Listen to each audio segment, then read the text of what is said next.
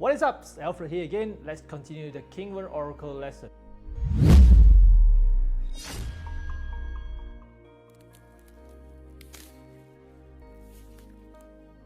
First of all, let me start with how do we cast or consult with the Kingworm Oracle.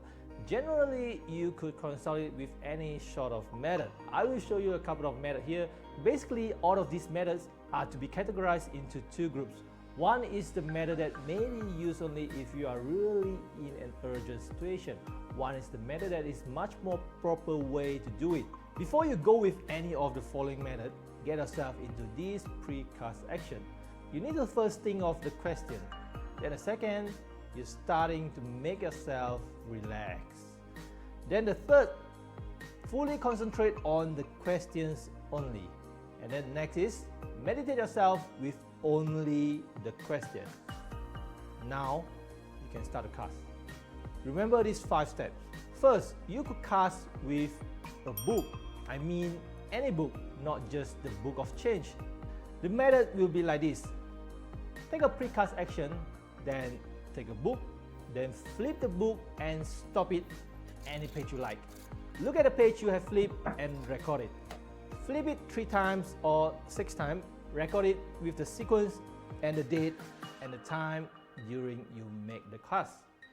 Maybe you have heard about this method before or even been doing this all the while, but I want to tell you here is, this is a failed method. There are 2 reasons it fails. First is that there are 2 pages every time you flip the book. So which page are you referring to? Page on the left or on the right? Maybe you will say, I always stick to the right page or always stick to the left page. This is even worse if you do it like this way. Take any book from the shelf and you will find out that the page on the left hand side is always an even number and the page on the right is always an odd number. So what does it mean here? It means you have semi-fixed your outcome. What if the result supposed to be show you an even number, but you just take down the page on the right? Right hand page will never be an odd number, which means you will never get to the answer. So this is definitely not a proper way to cast unless you are in a very urgent situation and you only have books. But I have a solution to this, just that this ultimate method will not be shared in this free channel. I mean, you still could go with this method, there's nothing wrong, but just during an emergency. The second method is using the bird to pick up the hexagram for you. But first of all, the birds needs to be trained. This makes divination getting harder. And the third method is using the current time. This is the method highly recommended, especially cast with Plum Blossom Oracle. Plum Blossom Oracle emphasizes on randomization on present time once you have doubt coming out from your mind. So you could cast it like this way. Assuming now you need to ask the question, you call the diviner for a consultation. The time now is 13 hours, 21 minutes, 43 seconds. So you use the 1-3 as the first trigram, the 2-1 as the second hexagram, and the 4-3 as the moving line. This method has a problem. When you look at the watch, if you see the seconds from 42 turning 43, it means you see both numbers. So which number you should be using? The solution for this is easy, only take down the first image. But what if you have a watch that doesn't show you the second? Doesn't it mean that you don't have the moving line? This is a tricky question that will not be revealed here. But you could use the date instead. Assuming today is date of 11, then now you could use 11 as the first trigram, the 1-3 as the second trigram, and the 21 as the moving lines. You could even use up to the month as well if you don't have the chances to know the minutes. Now, this is the ultimate problem will be happening. Assuming you have a couple of questions at the same time, wouldn't it mean that all of the questions will be having the same hexagram? Even if your friend next to you have the same question at the same time, will it be sharing the same hexagram? You see the problem now? The problem for this method is not randomized enough. But if you don't have many things on hand and you have urgent matter, this is still the method you could go for. Don't worry, you will still get the accuracy. Now, I'll show you the most traditional way of divination, the yarrow stocks method. You don't necessarily to get the real yarrow stocks, even chopstick to replace the stocks.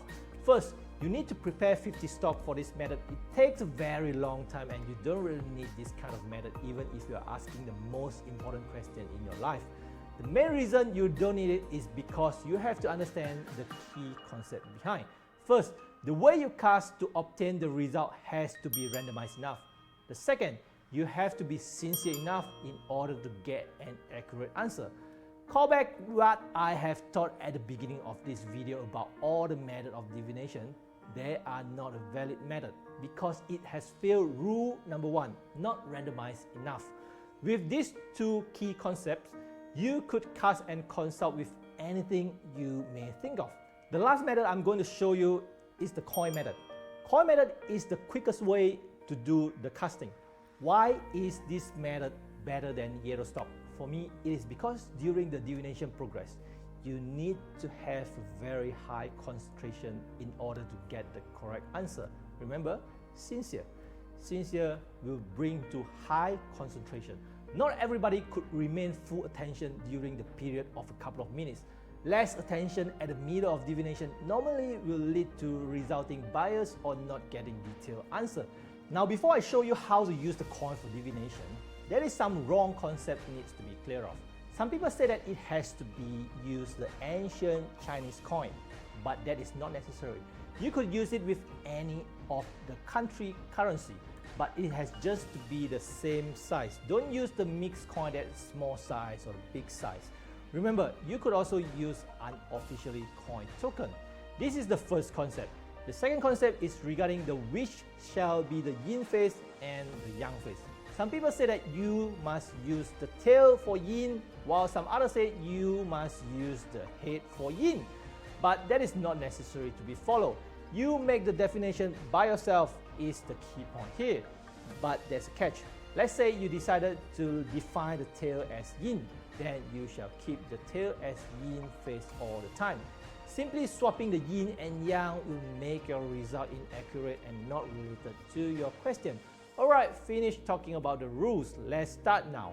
So I'm using a real tortoise shell for the coin method. You could get one of it if you cast very frequent, or you may use just both hands. Maybe some of you may say that this is bad because we killed a tortoise, but what I can tell you here is, in short, this tortoise dies not because of us. However, this will not be discussed in this video. If you're using both hands to hold the coin, make sure your hand is up enough like this. You need the coin inside your hand to have enough space to flip it. Remember the rules, enough to be randomized. There are many materials for this tortoise shell in the market. Most commonly seen is the plastic and also made of metal. You are welcome to use any of these, but I would like to share with you guys here is, from my own and my student past experience, plastic and metal tortoise shell will reduce the accuracy rate. But if you're not using it very frequent or as a professional reason, you could still maintain a well accuracy rate. So now let's start to see how shall we toast the coin with the tortoise. First of all, always perform the precast step if you're looking to get into the accuracy. Then take up the coins, put it into the shell and ask the question. Shake it a couple of times, flip it out, record it. Take all the coins and put it back to the shell again, shake it a couple of times, flip it out, record it again, repeat this for 6 times. Now you have completed the progress. There is still some details here which you need to self-vocalize with a prayer. But don't get me wrong here, this is not a kind of religious prayer. It is just a prayer that acts to calm you down quicker and make yourself get ready to communicate with the universe quicker. You don't really need to do this if you could get into the mood very quick once you lift up the coin. If you're interested to know more, please go to this video. Now, I have shown you how to cast with the above method, but I did not teach you how to convert the message into yin and yang line. With the number method, first and second group of number shall be divided by 8, then get the remainder. And the third group of the number shall be divided by 6 and get the remainder for a moving line. Number 1, respond to Qian Heaven Trigram. Number 2, respond to Tui Lake Trigram. You may download this cheat sheet as this is number of primordial trigram. Let me show you how it works. Let's say you give me the number 34, 57 and 80. The first 34 divided by 8, remainder is 2. So 2 is Tui Lake Trigram. Now let's go further with the second number. 57 divided by 8, remainder is 1. So 1 is Qian Heaven Trigram. Now we have make up the hexagram of leg over heaven. For moving line, we take 80 divided by 6, remainder will be 2. So moving line will be on the second line. This complete hexagram. Now, let me show you how to translate from coin. In this lesson, I will define this side as yin and this side as yang. Once you throw the coin will only show you one of these 4 combinations. It will never have the 5th combination. First, A combination is 3 sides of yang. Second, B combination is 2 sides of yin and 1 side of yang. Third, C combination is 1 side of yin and 2 sides of yang. And last, D combination is 3 sides of yin. With 3 sides the same, this indicates a moving line. A combination called O-Yang line, it shall record like this. And you may also write it like this. D combination called O-Yin line, it shall record like this and you may write it like this. Now, we left B and C combination. Remember this rule now, less is precious. So, 2 sides of yin and 1 side of yang, which is less? Yang is less and it is precious. So, we record it as a yang line. Now, with this combination, 2 lines of yang and 1 side of yin, yin is precious and we record it as yin line. Let me show you how to draw it. Now we have done 6 times throwing. We got the result like this. This is the first result we throw out. This will be recorded as O-Yang. This will be yang. This will be yin. And this will be O-Yang. And this will be yin. And this will be O-Yin. Now we have done the first part. We have to flip the yang to yin and yin to yang for the moving line. Now the first line indicates an O-Yang. So we flip to yin to make a new hexagram. This yang will not change, so remain the same yang in new hexagram. And this is not changed. We make it yin line for this as well. Now we have done the lower trigram. We got the moving line for this. So from yang to yin now, this remains the same. Yin for this. The last line is also moving line. So from yin to yang here. That is how you make up the hexagram. So now you got the original hexagram and the transform hexagram. In the next couple of videos, I will show you how to plug in the other details, like the 12 earthly branches, 6 kings, 6 guardians. So remember to subscribe my channel and comment down below. I'll see you in the next video.